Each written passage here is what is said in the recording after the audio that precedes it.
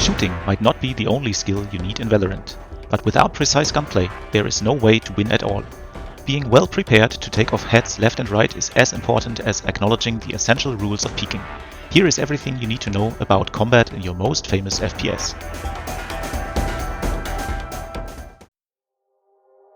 Your crosshair is your best friend. You always have an eye on it, take good care of its position. This is why it's so important to know which one fits you and how you need to handle it properly.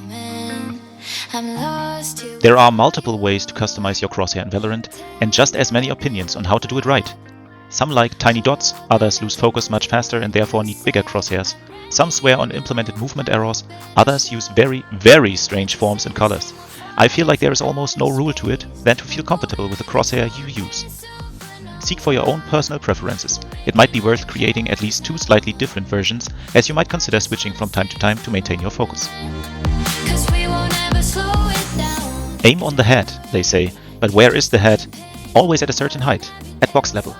On each map you can find multiple aim assistants in form of boxes you can adjust your aim with. Just focus on the top edge whenever a box is around and your headshot percentage will go through the roof.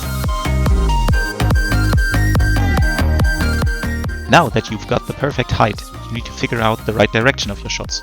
The recipe for success is pre-aiming. There are certain angles to expect enemies peeking from. To learn all of them, you need to play the game and study all of the maps carefully. Then pre-aim where you expect an enemy and peek him without the need to adjust your crosshair all too much. The less you must move your mouse, the easier it is to kill your opponents. While pre-aiming and peeking is a rather active approach, there is another more passive way to start fights in Valorant. Holding angles. As I've said before, lots of angles are common and can be pre-aimed and often even pre-fired at. But holding angles is not as bad as that might sound. You just need to do it the right way. Look for off angles to surprise your enemies, especially when you play agents that can easily escape with utilities such as Jet, Chamber, Reyna or Omen. Then think about the speed which your enemies might have while stumbling into your sight and adjust the distance between your crosshair and the objects. For the best reaction time, focus on the edge of the wall and not directly on your crosshair.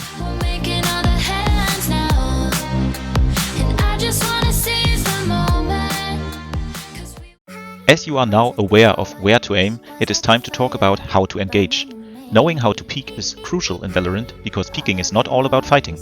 There are a lot of different purposes of peeking, such as info gathering, distracting or surprising your enemies. Each of them excels on several occasions.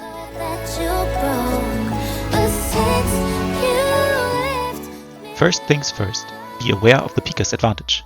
Valorant favors active gameplay, which means that the player peeking will always have an advantage on the player holding an angle when all other circumstances are even. For example, both can roughly guess where the enemy is, are not distracted and focused, and both are wielding similar weapons. In this case, the player who peeks will gain benefits, if he does it right. Does that mean you should always peek your opponents before they can peek you? You should always be aggressive and never fear any fights? Of course not. I'm looking at you, Instalog Reynas. Occasionally, playing time is the much better option. And as I've mentioned before, you can also win gunfights by holding surprising off angles, not to mention the possibilities of team play such as playing off of your teammate's utility or going for nasty crossfires. Nevertheless, you should know the different ways of peeking. It requires some thinking to know which one to use in which situation. I'm gonna give you some advice on that, but it is impossible to cover all the countless circumstances you can be in. Your awareness of the situation will be part of another video of this playlist, and it is a very important skill in itself. What you should always keep in mind is the golden rule of peeking. The direction of your movement and the direction of your peek should be orthogonal. This way you maximize your peeker's advantage. A standard peek would therefore look like that. Pre-aim at the possible position of your enemy, get into a spot where you have the freedom to strafe orthogonal, step aside, counter-strafe and shoot. While it is still up to debate if counter-strafing is a thing in Valorant or not, it is certainly no mistake to do it. What you should keep in mind though is to not peek while shifting. To use your advantage to full capacity, you need to run. You can do that without making sounds if you only run in small steps. When you know that there is only one enemy in a certain spot and you would like to surprise him with your peek, try to swing wide. Run further than usual before shooting. Your enemy won't expect your play and needs to adjust his crosshair while you use your additional time to aim even more carefully. Wide peeks also excel when peeking with a teammate. The first one swings wide, and while the enemy adjusts his crosshair, the second one peeks commonly. Crouch peeks are peeks in which you hit crouch as soon as you peek your enemy to stop your movement instead of counter-strafing. The advantage is that enemies aiming for your head level will miss their first shot. The downside of this play might be that you can't disengage anymore and are forced to hit your own first shot. Try to avoid crouch peeking in most situations and only use it intentionally to catch expected enemies off guard. The jiggle peek is an info gathering peek. In most cases you won't be able to get off a shot, not to mention to kill someone while jiggle peeking. That's why you often even jiggle with your knife out instead of your gun. Try to be as close to an object as possible here to quickly fall back to safety. I highly recommend to avoid peeking again after your jiggle peek revealed enemies. Since they might have seen you as well, they will be holding your angle now. Shoulder peeks can be used to bait out early shots from enemies in crucial situations. In fact, you fake a peek and force the enemy to react to it without really peeking him. This method can be strong to detect operators. Take care because you won't gather specific information with this peek, neither about the number of enemies nor about their precise positions. If they got good trigger discipline, you might even get no information at all, or in the worst case, wrong information. You can however get confirmation about certain aspects when your plan works out. An enemy who shoots is one that doesn't defuse the spike. Jump peeks are your friend to gain reliable information. Jump a corner while strafing backwards. This technique requires a bit of practice, but it surely pays off. While jiggle peeks can be predicted, and you could get shot or wallbanged after retreating, this is much harder to do when you jump peek. In pro play, jump peeks have become the common info peek, so why not rely on their expertise? For standard peeks, there is one more very important thing to keep in mind. Try to peek only one angle at a time. This way you minimize wrong expectations of the enemy's positioning. To achieve that goal, you need to slice the cake, as it is called.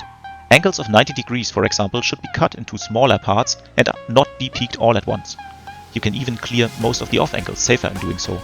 Slicing the cake is a good example why wide swings are not good in every case. Thus you expose yourself to multiple angles, which is never a good idea.